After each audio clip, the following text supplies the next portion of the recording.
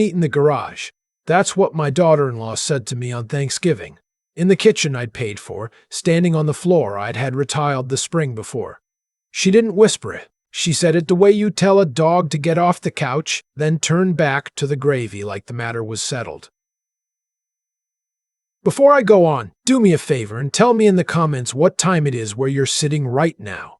And if a story like this one means anything to you, hit subscribe. It helps an old man more than you'd think. My name doesn't matter much, but they call me Pop, and I'm 68 years old. I bought the house on Birchwood Lane in 1994, the year my son Theo turned 6. 31 years I've slept under that roof. I buried my wife from that house. I paid the mortgage off in 2016 with a check I drove to the bank myself because I wanted to see the teller's face when she stamped it. I'd worked 34 years as a journeyman electrician and then a foreman, and I never missed a payment. Not once. Not even the year Carol got sick. So when I tell you I stood in my own kitchen on Thanksgiving morning and felt like a guest who'd overstayed, I need you to understand how strange that is. How wrong. It started 2 years back, the way these things do, with a phone call while I was up on a ladder cleaning gutters. Theo's voice cracking a little. Dad, we lost the apartment.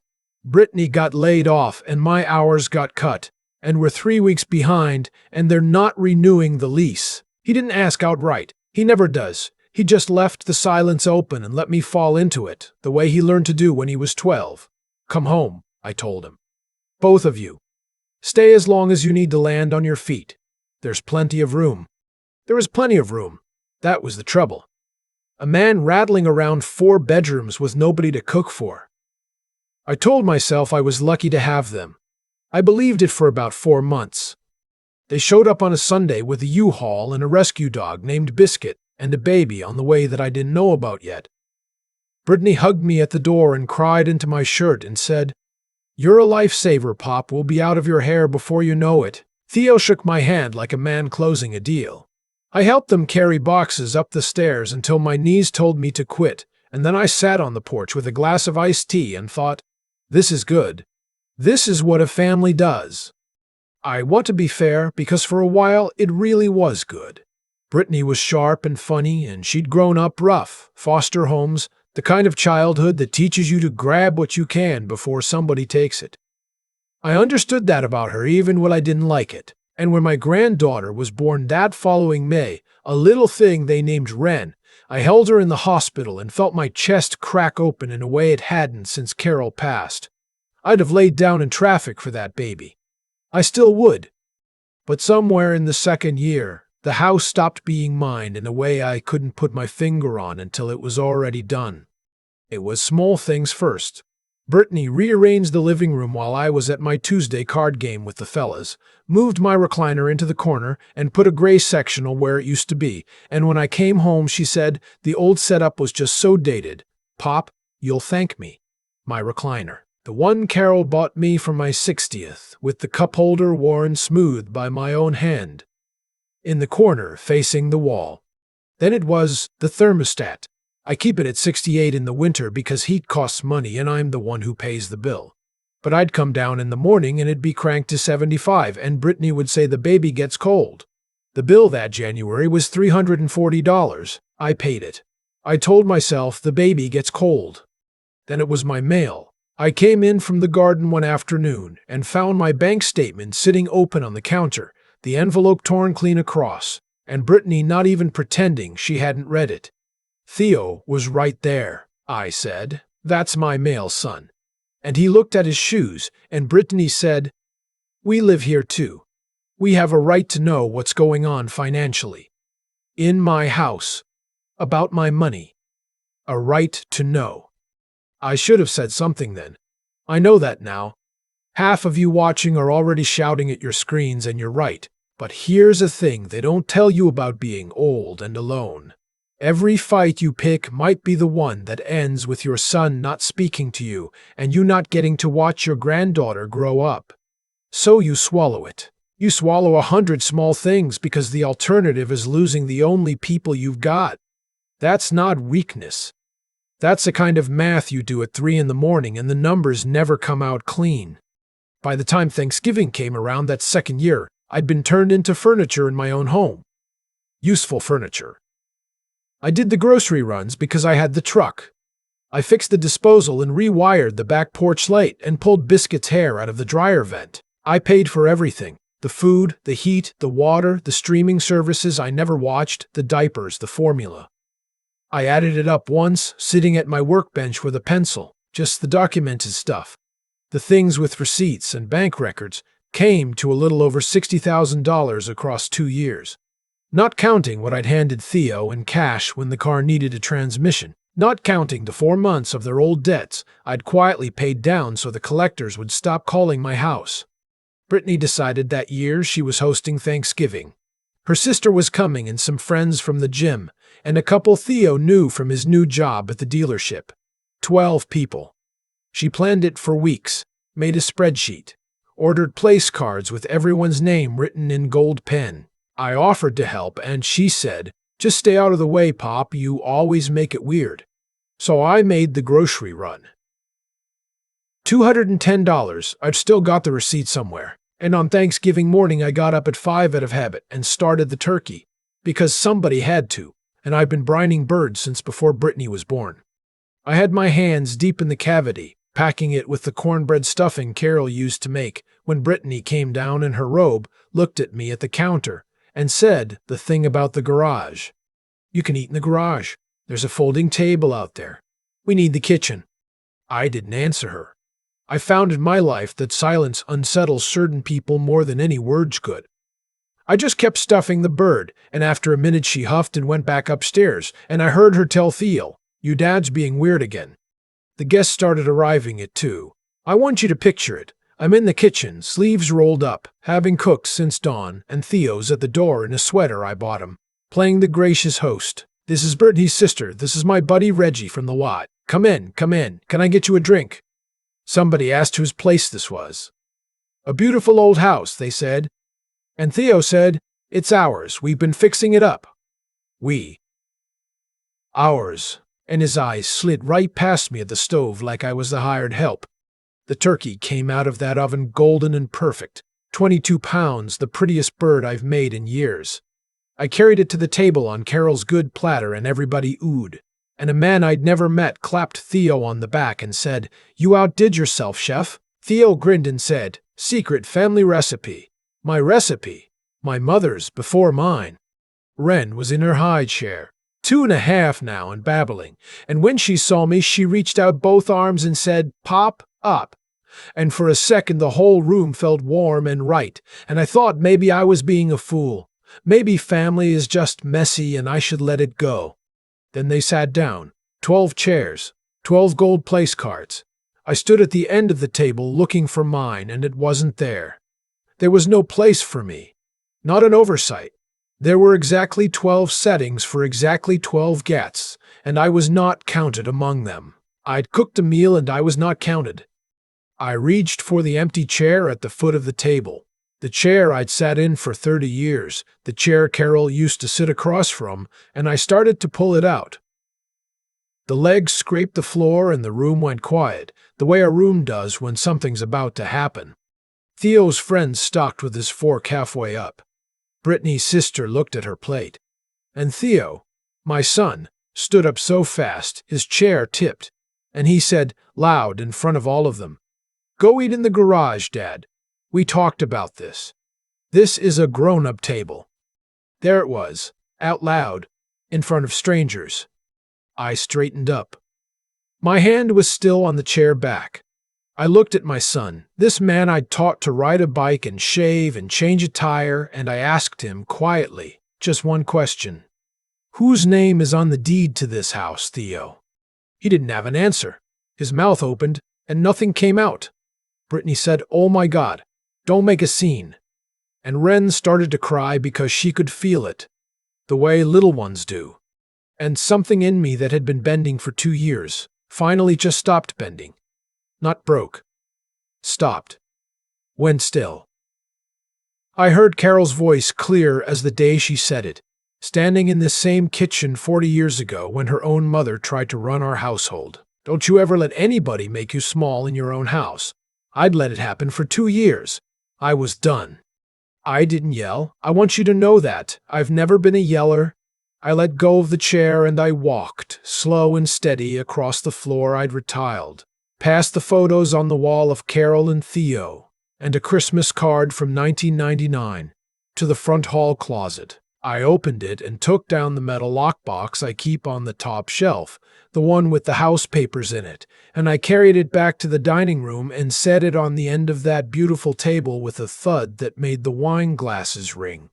Then I opened it, and I took out the deed, the real one, with my name on it, and only my name, free and clear since 2016. And I laid it flat in the middle of all those gold place cards. Everybody, I said, and my voice was calm. I don't even recognize it as mine. Everybody who is in my house and doesn't have their name on this paper has 15 minutes to get up and leave. The dinner's over. Theo, Brittany, you'll pack a bag and go too. The man who'd called Theo chef laughed, the nervous kind. You're kidding, right? I'm not, I said. I'm the only one at this table who owns anything in this room. And I'm asking you to leave it. It's a strange thing to watch a room of people figure out the ground is shifted under them. The sister was up first, mumbling, I think we should go, grabbing her coat off the back of the chair. Then the gym friends, then Reggie from the dealership, all of them suddenly very interested in finding their car keys, none of them able to look me in the eye. Within 10 minutes they'd cleared out, the front door opening and closing, cold November air rolling in across my ankles, and the turkey sitting there untouched and steaming. Theo was still standing. Dad, he said, you can't be serious. Where are we supposed to go? We have a baby. You had 2 years to figure that out, son, I said. You spent them rearranging my living room. Brittany came at me then, voice rising. This is insane. This is our home. You can't just throw us out. We have rights. We've lived here 2 years. That means something. I'll call a lawyer. And here's where I have to be honest with you, because the comments on stories like this always ask the smart question. And the smart question is, didn't they have rights? 2 years living somewhere. Couldn't they fight it? The answer is, they could try, and that's exactly why I'd already done my homework. See, 3 weeks before Thanksgiving, I'd noticed which way the wind was blowing. The torn open mail, the recliner in the corner, the way Brittany had started saying we and our about everything. I'm a slow man to anger, but I'm not a stupid one. So I'd gone to see a lawyer named Delgado downtown, paid him $400 for an hour of his time, and I'd asked him flat out, if it comes to it, how do I get my own son out of my own house? He told me about something called a tenancy at sufferance. He told me that family members staying without a lease, paying no rent, are what the law calls guests, not tenants, and that in our state I could give written notice and, if they wouldn't go, file for an unlawful detainer and have the sheriff escort them out. He told me it could take a few weeks, and he told me, this is the part I held on to keep every record, every receipt, every bank statement, every dollar I'd spent on people who told a room full of strangers they were grown-ups and I wasn't welcome at the table. So when Brittany said she'd call a lawyer, I said you should. Ask him about unlawful detainer. Ask him whether you've ever paid me a dime of rent. Ask him whose name is on the deed. Then I took an envelope out of the lockbox.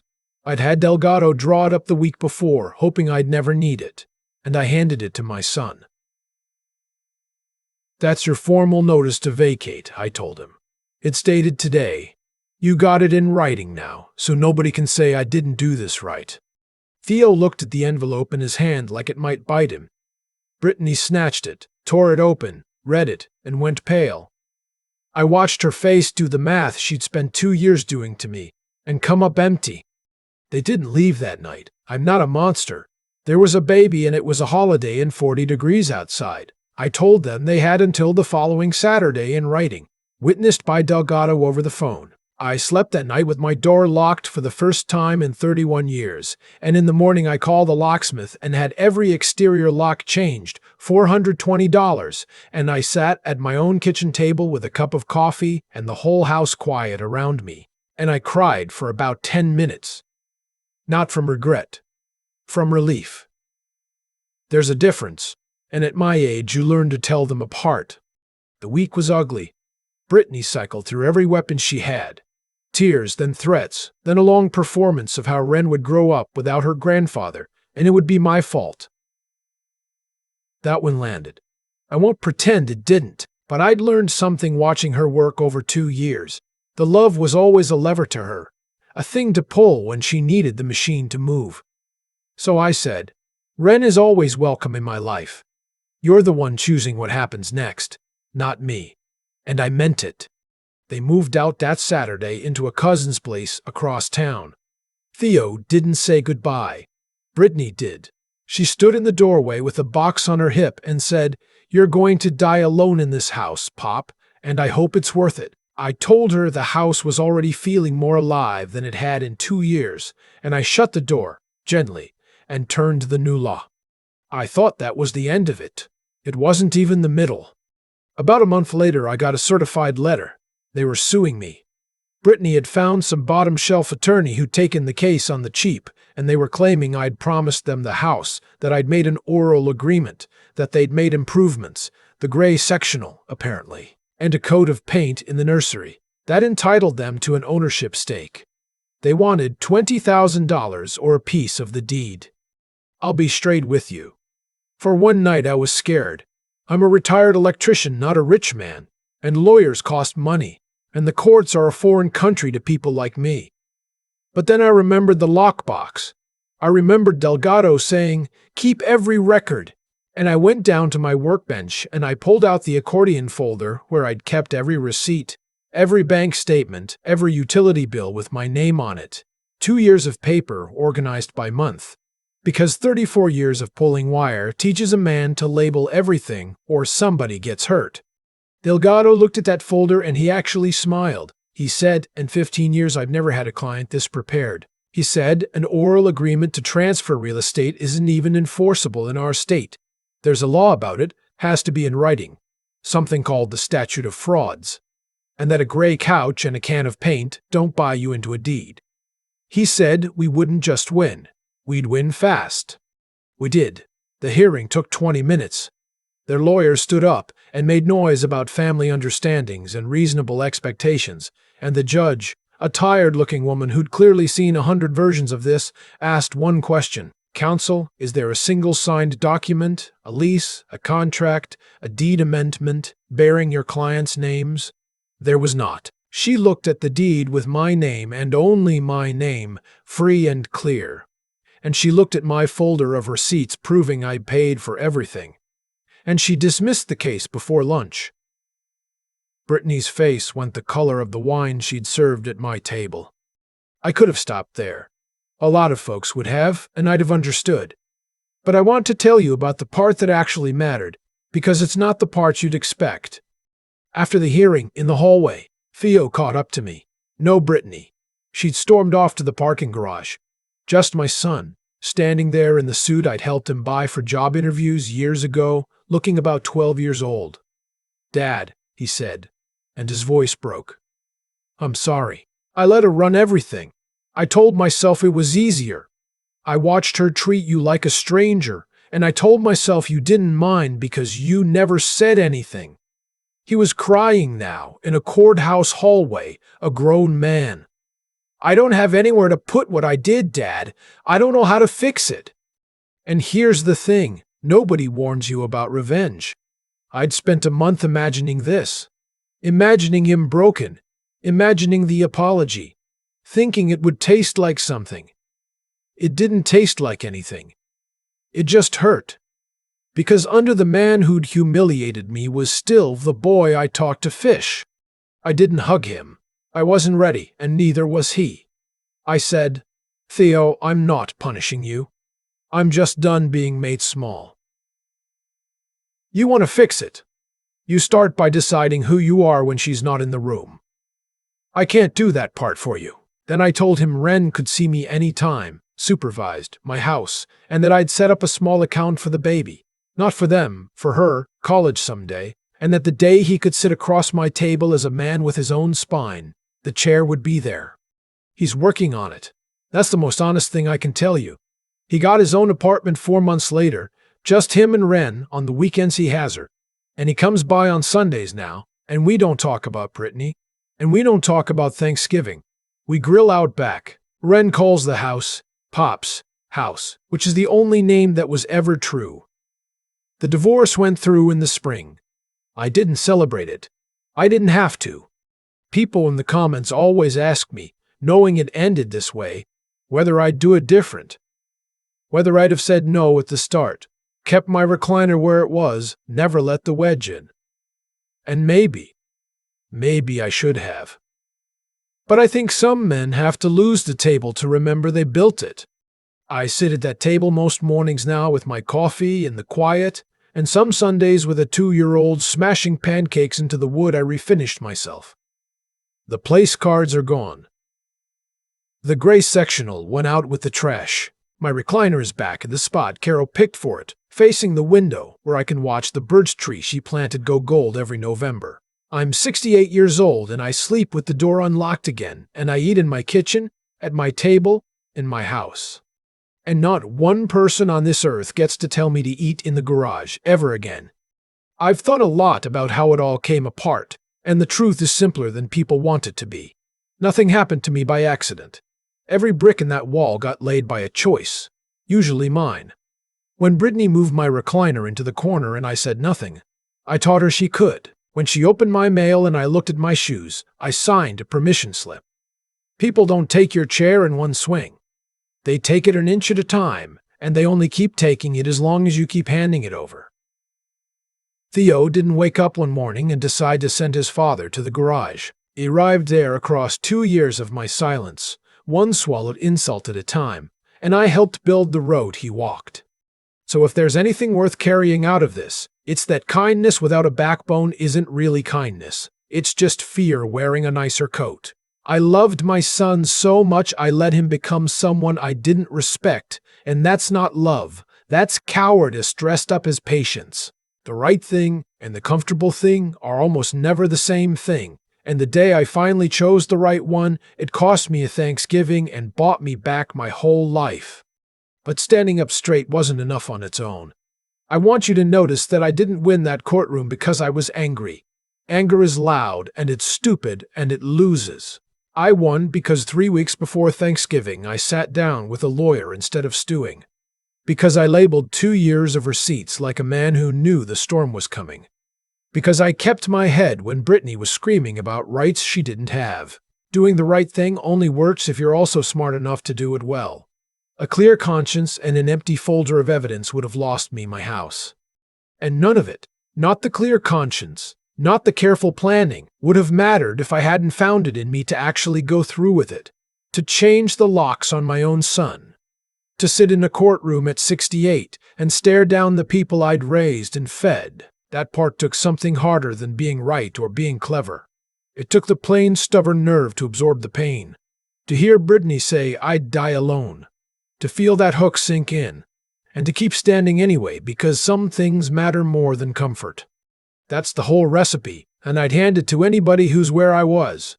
Decide what's right, even when it grieves you. Be wise enough to build your case before you fire a shot. And then be tough enough to follow through when following through hurts. I lost the table that Thanksgiving, but I learned that a man who can do those 3 things never really loses anything that was his to begin with. And I eat in my own kitchen every single morning now to prove it.